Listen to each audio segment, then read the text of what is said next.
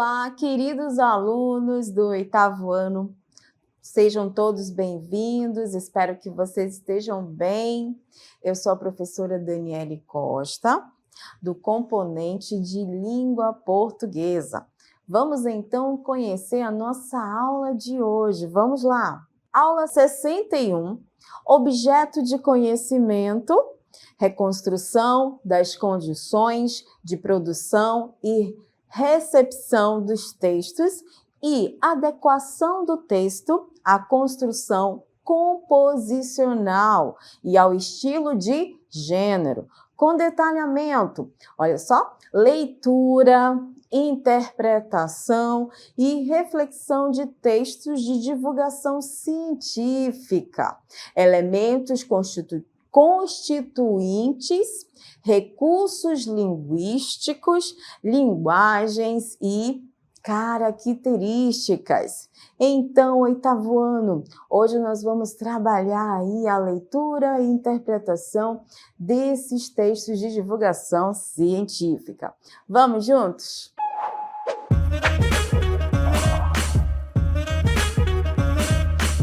Então, oitavo ano, para nós desenvolvermos essa leitura, essa interpretação, linguagem, características desse tipo de texto de divulgação científica, nós assistiremos a uma animação que é uma representação de uma fábula, né? Lembrando que a fábula tem elementos, personagens animais que se comportam com atitudes humanas, com comportamentos, pensamentos humanos. Então, vocês vão assistir, depois a gente vai dialogando e aprofundando sobre a aula 61. Assistam ao vídeo. Minhoca cientista. Numa pequena horta, vive uma minhoca chamada Sofia. Ela é diferente das outras minhocas, pois sonha em ser uma cientista e explorar o mundo além do solo úmido da horta. Enquanto suas irmãs cavam túneis e procuram por restos de plantas, Sofia passa seu tempo observando as estrelas e lendo livros que caem das estantes dos vizinhos humanos. Ela se maravilhou com os segredos do universo e ansiava por desvendá-los. Certo dia, Sofia decide que é hora de realizar seu sonho de se tornar uma cientista. Ela começa a estudar com afinco, devorando todos os livros e revistas científicas que consegue encontrar. No entanto, Sofia logo percebe que não será fácil alcançar seu objetivo. As outras minhocas zombam dela, dizendo que ela deveria se contentar em cavar buracos, como elas, em vez de perder tempo com sonhos impossíveis. Mas Sofia não se deixa abalar. Com determinação e coragem, ela continua estudando e se esforçando para provar a todos que seu sonho é possível. Finalmente, chega o dia em que Sofia tem a oportunidade de mostrar sua inteligência e determinação.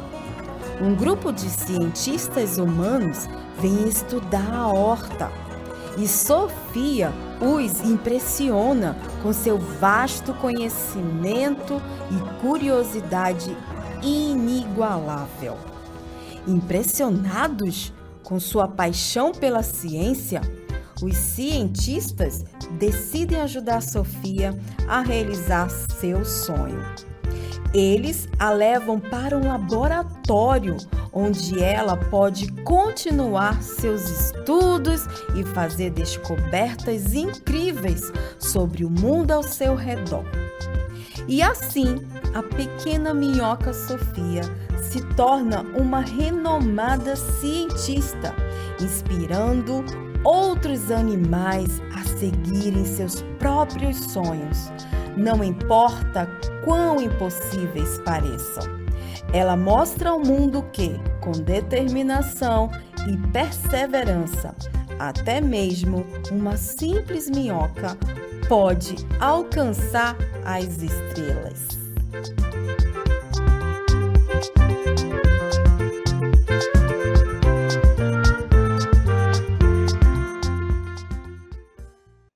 Então, oitavo ano, vimos aí que nós temos uma personagem principal, que no caso é a Sofia, a minhoca Sofia. E ela tinha um desejo, ela tinha um sonho, né? Lógico que esse texto, ele não é um texto científico, ele é um texto que traz uma ludicidade, uma personificação, certo? E esse animal com um comportamento humano, certinho? E falando nisso, turmas, essa fábula, certo, de Sofia, nos lembra que devemos perseguir o quê? Os nossos sonhos com determinação e coragem, independente dos obstáculos que possamos enfrentar, né, que podem surgir.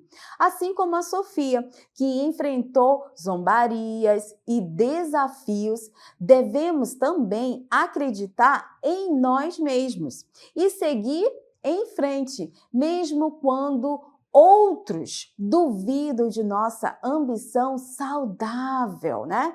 Se mantivermos nossa paixão e dedicação, podemos superar qualquer coisa e alcançar até mesmo os nossos objetivos mais grandiosos, mais impossíveis, assim como a personagem Sofia, que desejava tornar-se uma cientista, né? E você? Você já viu um cientista? Você sabe a importância do cientista para a nossa sociedade? Pois bem, essas indagações aí, observamos que traz para nós esse ser, esse indivíduo da sociedade, que ele faz pesquisas, que ele é um discípulo da ciência. Então, turmas, para o desenvolvimento dessas questões, dessas indagações, quero que vocês assistam a um outro vídeo que vai trazer para nós a importância da minhoca no solo. Então, nós vamos assistir ao vídeo e, a partir dele, nós vamos começar a desenvolver a importância dos cientistas, né? E a importância também desse texto de divulgação científica para a sociedade. Assista ao vídeo aí a importância da minhoca para o solo. A importância das minhocas para o solo. Bem-vindos ao nosso vídeo sobre a importância das minhocas para o solo. As minhocas são animais decompositores cruciais para o ecossistema terrestre. Esses pequenos animais se alimentam tanto de vegetais quanto de restos de outros animais. Com suas atividades, elas cavam túneis extensos, trazendo nutrientes das camadas mais profundas do solo para a superfície. Ao se remexerem e escavarem o solo, as minhocas ingerem terra e decompõem resíduos orgânicos, transformando-os em humus, um excelente adubo para as plantas. Além disso, sua atividade aeradora facilita a penetração de água e raízes. As minhocas hermafroditas se reproduzem através de uma dupla fecundação, formando casulos cheios de ovos, dos quais nascem pequenas minhocas. Sua presença indica solo fértil, pois funcionam como verdadeiros arados naturais. Em resumo, as minhocas desempenham um papel crucial na manutenção da saúde do solo e no crescimento das plantas. Seu trabalho incansável como decompositores e areadores é essencial para o equilíbrio do ecossistema terrestre. Ok, turma, então agora nós percebemos, o primeiro vídeo foi trabalhado mais a ludicidade, né? Uma personagem que tinha um desejo de ser cientista, mas é da ficção. Agora não, nós assistimos a um vídeo que trouxe para nós também uma animação, algo mais lúdico, mas falando da importância da minhoca para o solo, para o adubo, para as árvores, certo? E lógico que esse vídeo ele está baseado no discurso científico de uma doutora que pertence ao ramo da biologia, que nós vamos já conhecer um texto dela, que é a Maria Cristina Paiva Neves, tá? Então, ela trabalha nessa parte da ciência que estuda o solo, a importância que a minhoca tem para o solo, certo? E essa foi uma forma de nós também entendermos essa linguagem científica, já que a TV, o vídeo, a animação são recursos de divulgação desse discurso mais científico. E falando de científico, vamos ver, vocês vão acompanhar aí na tela, o conceito de texto de divulgação científica. Vamos lá, diz o seguinte: o texto de divulgação científica é destinado à divulgação do saber científico em uma linguagem mais didática e informativa. Certo? Então, nós assistimos aquele vídeo ainda há pouco sobre a importância da minhoca, né? E aí isso fica mais claro para nós. Mas claro que para termos essas informações foi necessário um cientista, né? Fazer todo um estudo. E a essência do texto de divulgação científica é justamente espalhar o conhecimento científico numa linguagem mais acessível, ou seja, uma linguagem mais didática, uma linguagem mais informativa, certo, turma? Então, nós temos aí o conceito do texto de divulgação científica, colocando para nós que a ciência ela é importante e todos os estudos feitos, né, pelos estudiosos, pelos teóricos, eles precisam também ser compartilhados para a sociedade. Só que, claro, os textos de divulgação científica, eles vêm de uma maneira mais lúdica, mais didática, para que nós, sociedade, possamos entender o propósito da ciência. E agora, como nós já vimos aí o conceito sobre o texto de divulgação científica, vamos conhecer as características desse texto. Acompanhe aí na tela, são 4 características que nós vamos agora trabalhar a explicação. Então, características do texto de divulgação científica, a nossa primeira aí, apresenta uma linguagem clara, objetiva, impessoal, de acordo com as normas da língua e a predominância do verbo no presente do indicativo. Então, pontos importantes para nós sabermos um texto de divulgação científica. A linguagem é clara, é objetiva. O vídeo que nós assistimos produziu, né, essa linguagem mais objetiva, mais impessoal, que está se referindo a uma temática que, no caso, foi a importância das minhocas para o solo. E toda essa linguagem objetiva, clara e impessoal é segundo as normas da nossa língua, certo? E olha que interessante, os verbos vão se apresentar no presente do indicativo. Então, essa é a primeira característica. A segunda, 8º ano, é essa daqui.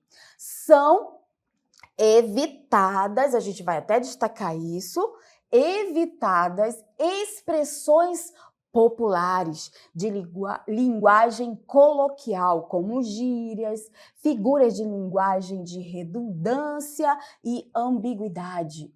Como nós vimos na primeira, a linguagem precisa ser clara, a linguagem precisa ser objetiva. Então, nada de linguagem coloquial do cotidiano, nem gírias e nem figuras de linguagem com duplo sentido ou redundante, nada de ambiguidade, nada de dois entendimentos. Tem que ser objetivo, tá? Pois bem, vamos para a terceira característica. Terceira característica são escritos por pesquisadores e especialistas no assunto, dedicados ao ramo da ciência por meio de métodos científicos. Então, quem são os autores desses textos científicos conforme a nossa teoria, né? São pesquisadores, são especialistas, né, no assunto, que é os estudos da ciência por métodos científicos. Então, esses autores vão ser os teóricos. Pois bem, a última característica é justamente aqui os suportes, né? Os meios de comunicação que vão ser a divulgação desses textos. Por meio de que canais de comunicação, professora? A gente pode estabelecer as revistas, os jornais científicos, os livros, plataformas de divulgação científicas, né? E televisão, também internet. Então, essas foram as nossas características aí, tá? Pois bem, prossigamos, nós temos aqui a estrutura do texto de divulgação científica. Como é um texto claro, objetivo, a estrutura adotada na composição de divulgação científica vai ser a mesma que os textos dissertativos, aqueles textos que vão seguir a norma culta e vão ter esse padrão de introdução, desenvolvimento e conclusão. Vamos já ver exemplos disso daí, certinho? Pois bem, turmas, então quando se fala em texto de divulgação científica, essa estrutura ocorre porque esse gênero textual exige uma apresentação lógica, de temática e uma organização que guie o leitor, certo? Na descoberta das informações. Então, vamos agora adiante e aí ver essa estrutura, né? Então, observem aí na tela. Assim, com esses pontos importantes, né, como a introdução, desenvolvimento e conclusão, é esperado que o texto de divulgação científica tenha um título que indique com clareza o assunto que será abordado, um parágrafo de introdução que traz para nós, no qual o tema será apresentado e contextualizado, mostrando por que ele é importante e como ele está relacionado à nossa sociedade. Também temos o desenvolvimento, né, da temática, em que estão incluídas não apenas as informações relevantes, atualizadas e necessárias que se deseja divulgar, mas também as exemplificações, tá? E por último, o tópico de conclusão, né? Que é uma parte de retomada dos pontos mais importantes de reafirmação da relevância do assunto e de exposição dos resultados da pesquisa, se for o caso. Então, turmas, nós vimos aí que o texto de divulgação científica, ele vai apresentar esses pontos cruciais, né, de introdução, que apresenta a temática do que vai ser desenvolvido lá nos parágrafos de desenvolvimento, e os parágrafos de desenvolvimento vão trazer mais explicações, mais aprofundamentos, mais exemplos, e o fechamento da conclusão para explicar, retomar a importância dessa temática e também fazer uma reflexão. Agora, algo importante, para ter toda essa estrutura, nós não podemos esquecer algo importante. Observem aí na tela essa informação que é crucial para os nossos textos de divulgação científica. Olha lá, um texto de divulgação científica deve ter embasamento teórico, certo? Por isso, é imprescindível guardar as fontes consultadas, mesmo que elas não entrem na versão final do trabalho, certo? Então, as fontes de pesquisa, elas são muito importantes porque elas trazem para nós um embasamento teórico. Agora nós vamos conhecer um texto que é justamente adaptado em uma pesquisa de uma renomada doutora dessa área de biologia chamada Maria Cristina Paiva Neves, tá? Vamos lá, diz assim o texto: animais e criações. As minhocas são animais decompositores importantes para o solo que se alimentam tanto de vegetais quanto de restos de outros animais.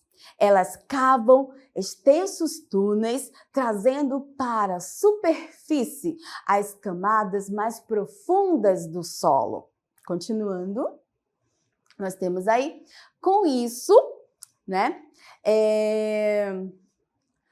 renovam os nutrientes do solo superficial, que são importantes para as plantas, né, ao se remexerem e escavarem o solo, as minhocas se ingerem proporções da terra e assim decompõem e transformam os resíduos orgânicos em humus, certinho?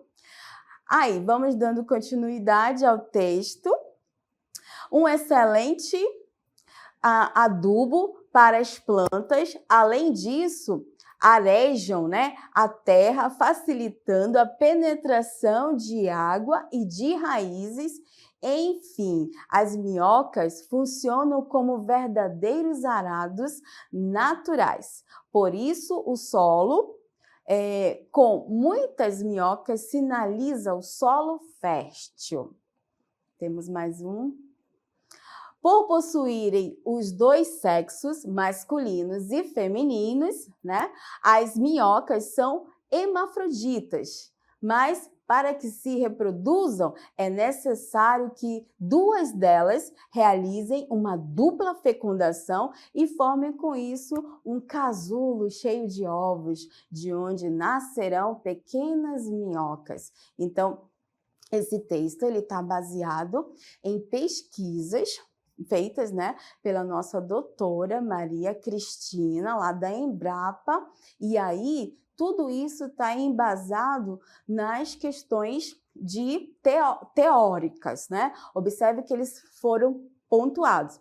E agora nós vamos ver por partes o título, a introdução, certo? E o desenvolvimento e a conclusão. Acompanhe aí na tela, por gentileza. Nós temos aqui título: Animais e Criações. Esse é o título. Um texto de divulgação científica, ele precisa do título.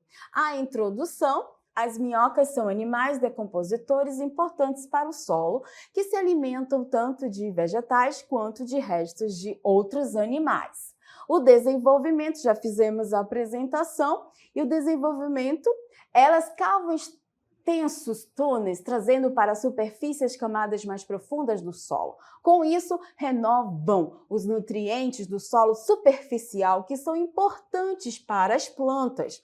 Ao se remexerem, escavarem o solo, as minhocas ingerem porções de terra e assim decompõem e transformam resíduos orgânicos em humus, um excelente adubo para as plantas. Além disso, arejam a terra, facilitando a penetração de água e de raízes. Já explicamos o porquê que a minhoca é importante. Aí precisa finalizar, né? Vem a nossa conclusão.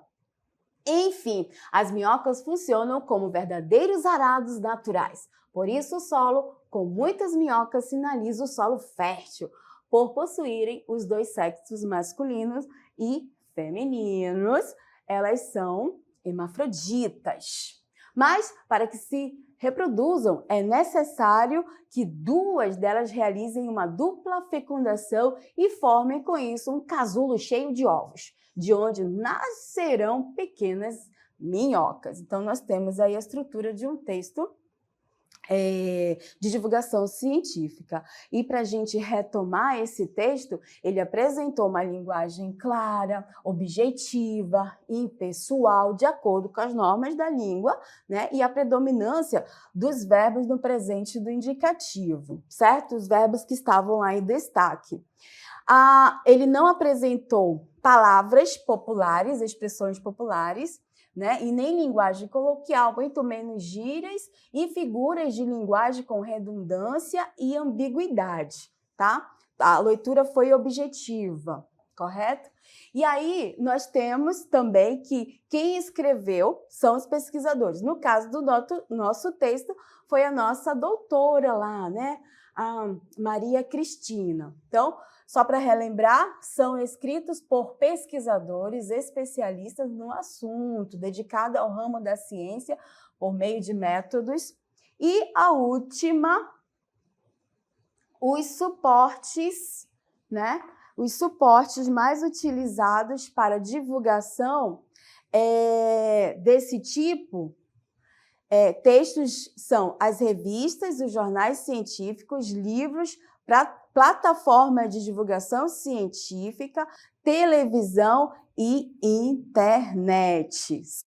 Então, turmas, vimos aí novamente as características do texto de divulgação científica, correto? E o texto que nós lemos, baseado nas pesquisas da doutora, certo? Da Maria, né? Cristina Prada Neves, trouxe toda aquela organização da estrutura que é solicitada, né? A introdução que apresenta o assunto que vai ser desenvolvido. No nosso caso, como nós estamos falando sobre a importância da minhoca no solo, ela fez, com certeza, muitos estudos para poder ter argumentos e poder, com isso, também divulgar para a sociedade, né? Então, com esses estudos, nós, como sociedade, vamos saber da importância que muitas das vezes nós não temos o conhecimento técnico,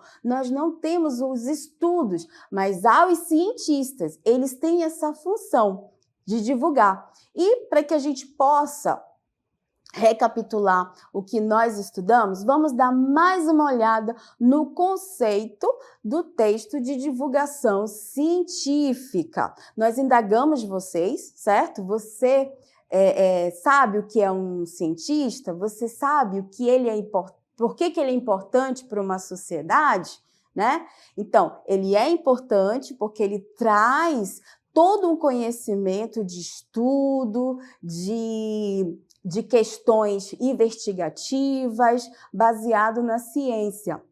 Pois bem, eu gostaria de relembrar com vocês lá o conceito de texto de divulgação científica. Para que a gente possa trazer essa finalização, vamos ver o conceito novamente de texto de divulgação científica que diz aí: o texto de divulgação científica é destinado à divulgação do saber científico em uma linguagem mais didática e mais informativa.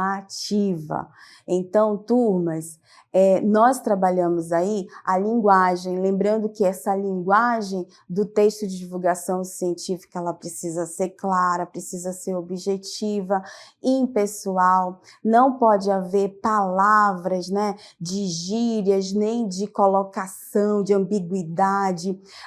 Quem escreve esses textos são os estudiosos, os teóricos, os cientistas, e para chegar até a sociedade, eles são divulgados né, em canais de comunicação, como TV, jornais, internet, que são a forma como chega até a sociedade.